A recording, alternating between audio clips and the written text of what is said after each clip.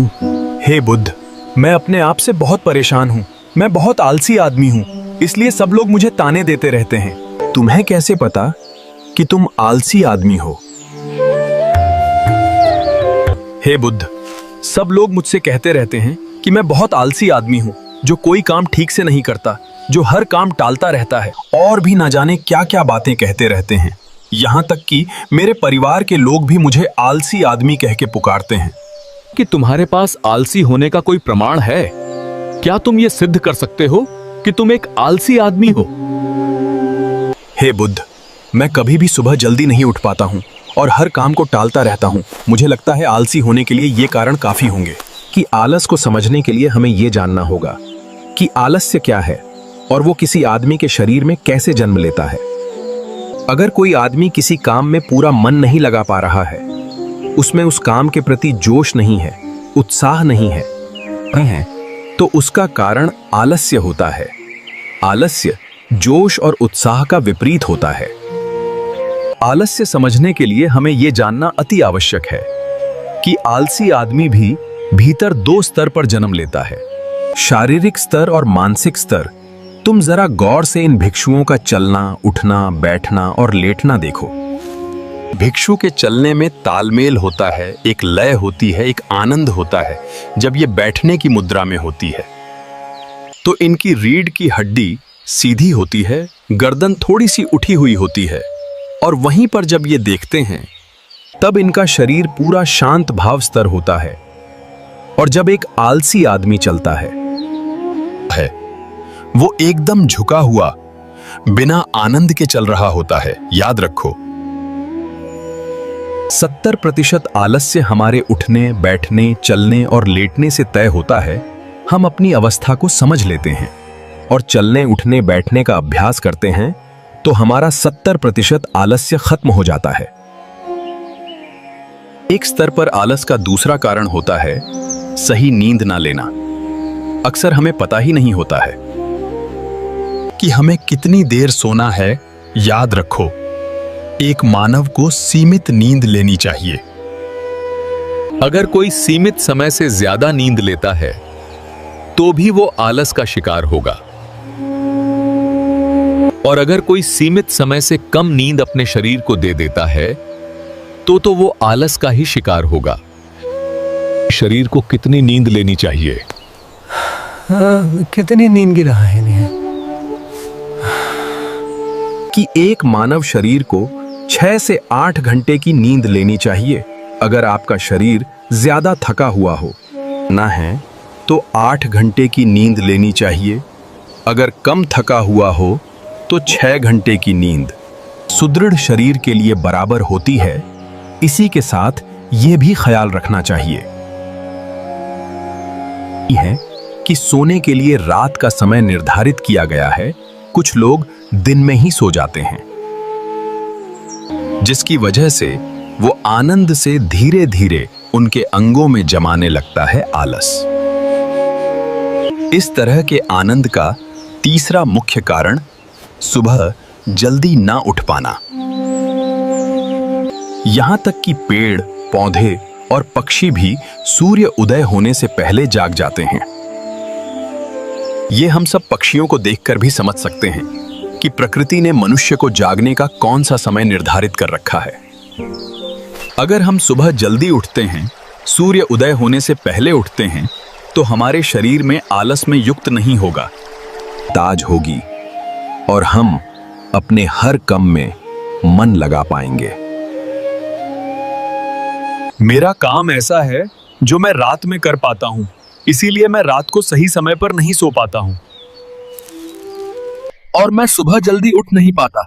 जिन लोगों का काम रात में होता है वो सुबह जल्दी कैसे उठ पाएंगे?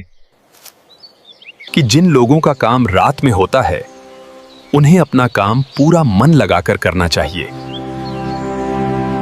अगर ऐसे लोग रात में काम करके दिन में भी सोते और सीमित समय की नींद लेते हैं तो भी शरीर में आलस आने से बच सकते हैं। लेकिन जितनी गहरी नींद रात में आती है उतनी गहरी नींद दिन में नहीं आ पाती, क्योंकि दिन में शोर शराबा ज्यादा होता है। जिससे आदमी गहरी नींद में नहीं जा पाता। इसीलिए जो आदमी रात में काम करता है उसे कुछ ऐसी विविधता करनी चाहिए जिससे उसे गहरी नींद लेने में किसी दिक्कत का सामना ना करना पड़े। इसके लिए वह अपने कानों में रुई वगैरह डालकर सोने जा सकता है, जिससे बाहर की आवाज उसके कानों में ना पड़े और वह गहरी नींद में सो जाए। शारीरिक आलस्य का अगला मुख्य कारण होता है भोजन। सही समय पर वह सही भोजन करना शरीर के लिए अति आवश्यक होता है। कुछ लोग ऐसा भोजन करते हैं कि जिसमें कोई जान भी नहीं होती। अब आप ही सोचिए, जिस खाने में कोई जान ही नहीं है, जिस खाने में कोई ऊर्जा ही नहीं है, वह खाना आपके शरीर को ऊर्जा कैसे दे सकता है? अगर इंसान ऐसा खाना खाएगा तो उसका शरीर किसी भी काम को करने के लिए उसे कैसे प्रेरित करेगा? अक्सर गलत समय पर उल्टा सीधा भोजन करने से आदमी का मोटापा बढ़ता जाता है और एक पतले इंसान के मुकाबले भारी शरीर वाले इंसान के शरीर में ज्यादा आलस्य पाने की संभावना हो जाती है। इसके लिए ऐसा भोजन करो जो प्रकृति से सीधे प्राप्त होता हो। और चैनल पर नए हैं तो Buddha story life YouTube channel को सब्सक्राइब जरूर करें। व्यक्ति बुद्ध से बोला, शारीरिक स्तर पर तो मैं आलस्य को समझ गया हूं, लेकिन मानसिक स्तर पर आलस्य क्या होता है? इसका उत्तर देते हुए बुद्ध कहते हैं कि इंसान को अपने जीवन में बहुत सारी नाकामयाब मिलती है। जब वह नाकामयाब होता है या किसी काम को पूरा नहीं कर पाता तो उसका जोश और उत्सव अगले काम को करने के लिए ठंडा पड़ जाता है। जब भी वह किसी नए काम को शुरू करता है तो उसका पिछला काम उसके मन में प्रभावित करता रहता है, इसलिए वह नया काम पूरे जोश और उत्साह के साथ पूरा मन लगाकर नहीं कर पाता। यही आलस्य का कारण बन जाता है, जिसकी वजह से वह नया काम भी पूरा नहीं कर पाता। उसका पूरा जोश और पूरा मन नहीं लगा होता। इसके लिए हमें यह समझना जरूरी है कि जो पिछला काम हमारा पूरा नहीं हो पाया उसे हमें भी बहुत कुछ सीखने को मिला है, उससे हम एक अनुभव लगा सकते हैं। तो पिछले काम के प्रति नकारात्मक नजरिए रखने की वजह सकारात्मक नजरिया रखेंगे तो आलस्य हमारे मन में नहीं आएगा। मानसिक स्तर पर आलस्य का दूसरा कारण होता है हमारे लक्ष्य का स्पष्ट ना होना। यह कहकर बुद्ध आलसी आदमी से सवाल करते हैं, यदि मान लो तुम किसी जंगल में फंस गए हो और तुम्हारे पास खाने पीने के लिए कुछ भी नहीं, तो तुम क्या करोगे? वह आदमी कहता है कि मैं जिंदा रहने के लिए उस जंगल में खाने पीने का सामान ढूंढूंगा। फिर बुद्ध कहते हैं कि अगर तुम्हें फिर भी खाने पीने का सामान नहीं मिला तो? जवाब देते हुए वह आदमी कहता है कि तो मैं किसी भी तरह किसी भी कीमत पर उस जंगल से बाहर निकलने का पूरा प्रयास करूंगा। यह सुनकर बुद्ध कहते हैं, क्योंकि वहां पर तुम्हारा लक्ष्य स्पष्ट है, इसीलिए तुम्हारे मन में कोई आलस्य नहीं आएगा। उस समय तुम्हें पता होता है कि तुम्हारे शरीर के लिए खाना पीना ढूंढना है। अगर तुम नहीं ढूंढोगे तो तुम बिना खाना खाए पिए मर जाओगे। लेकिन हमारे दैनिक जीवन में हमारा लक्ष्य स्पष्ट नहीं होता है, जिसकी वजह से हमारे मन की ऊर्जा इधर उधर भटकती रहती है। कोई आलस या कोई ताकत हमें हमारे लक्ष्य को प्राप्त करने से नहीं रोक सकती। इसी तरह अगर हमारे पास उस काम को करने की कोई ठोस वजह नहीं होती, जो भी हम उस काम को टालते रहते हैं, उस काम को करने का हमारा मन नहीं करता, क्योंकि हमारे मन में यह आवाज समाई होती है कि उस काम को करके कोई फायदा तो होगा नहीं। इसीलिए किसी भी काम को करने के लिए किसी ठोस वजह का होना बहुत जरूरी होता है। बहुत सारे लोग व्यायाम करने की अहमियत नहीं समझते हैं, क्योंकि वह इसकी वजह नहीं देख पा रहे हैं। वे सोचते हैं कि व्यायाम करने से क्या फायदा।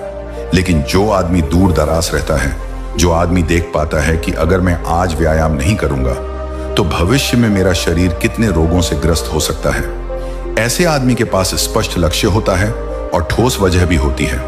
इसलिए वह लोग व्यायाम करते रहते हैं। मानसिक स्तर पर आलस्य का अगला मुख्य कारण होता है आलसी लोगों के साथ अक्सर कुछ लोग आलसी नहीं होते हैं, लेकिन उनके आसपास के लोग आलसी होते हैं। अगर आपकी संगति में आलसी लोग भरे हुए हैं तो आप भी उनकी तरह हो जाएंगे, तो आपका भी मन काम करने से भागने लगेगा। आलस्य एक छुआछूत की बीमारी की तरह होता है। जितने ज्यादा आलसी लोगों से आप घेरे रहेंगे, आपका मन उतने ही आलस्य को पकड़ लेगा। मानसिक स्तर पर आलस्य का अगला मुख्य कारण है कि किसी भी काम को टालते रहने की आदत कुछ लोगों की आदत होती है। काम को टालते रहने की आज का काम कल हमें यह महसूस भी नहीं होता है कि धीरे धीरे यही हमारी आदत बन जाती है, और यह काम को टालते रहने की आदत आपको आलसी बना देती है। इसीलिए किसी भी काम को कल पर मत डालो। और सबसे आखिर में बुद्ध ने कहा है कि किसी भी काम को करने के लिए आपके पास उम्मीद होनी चाहिए, उत्साह और जोश होना चाहिए। हर काम को नया काम समझ के करना चाहिए। इसके बाद बुद्ध ने उस आदमी से कहा, याद रखना, अगर तुम्हारे पास कोई स्पष्ट लक्ष्य है, उसे पाने के लिए आपके पास ठोस वजह भी है, तो दुनिया की कोई भी ताकत आपको काम करने से नहीं रोक सकती। दोस्तों, अगर जीवन में कुछ हासिल करना है तो हमारे पास आज का एक समय है। ये मत सोचो कि कल आएगा, ये मानकर चलो कि जीने के लिए हमें सिर्फ 24 घंटे मिले हैं। 24 घंटों में मरने से पहले क्या क्या कर सकता हूं, ये समझ लीजिए। एक एक सेकंड करके 1 मिनट बनता है, और एक एक मिनट मिलकर 1 घंटा बनता है, और 1 घंटे से 1 दिन बनता है। हमारे लिए सबसे ज्यादा जरूरी है वह सेकंड, जिससे हमारा पूरा दिन बनता है।